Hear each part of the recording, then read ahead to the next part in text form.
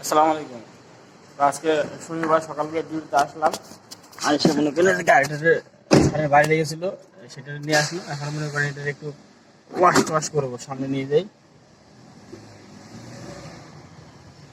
আর 23 তারিখে যারা বেতন নিয়ে বাড়িতে গেছেন তাদের কি বলবো, আর তাদের কি অবস্থা এখন, পকেটে টাকা পয়সা কেমন আছে? কারণ যাওয়ার পরে তো ফুল বেতন নিয়ে গেছেন, আসলে কোনো টাকা পয়সা আছে মানে 23 তারিখ থেকে ঈদ পর্যন্ত সব ছিল রাজার হারে। এখন 23 তারিখের ঈদের পরে সব ঈদের ছুটি কাটানোর পর সব হয়ে গেছে দেউলিয়া।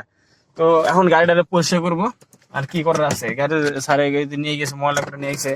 দেখুন পিছনের সিটের কি অবস্থা করে রাখছে, কোনোটা ঠিক নাই, ধুলা ময়লা করে নিয়ে আসে। তো এটা এখন পরিষ্কার করবো। সবসময় সকালবেলা আসলে আপনার গাড়ির পানি যেগুলো আছে এগুলো অবশ্যই চেক করতে হবে। আমি সকালবেলা আসলে গাড়ির পানি, আপনার মোবাইল সবকিছু ঠিক আছে অবশ্যই দেখতে হবে। যেহেতু স্যার এটা বাইরে নিয়ে গেছিলো, তো আর এটা মোবাইল চেক করতে পারবো না। আমি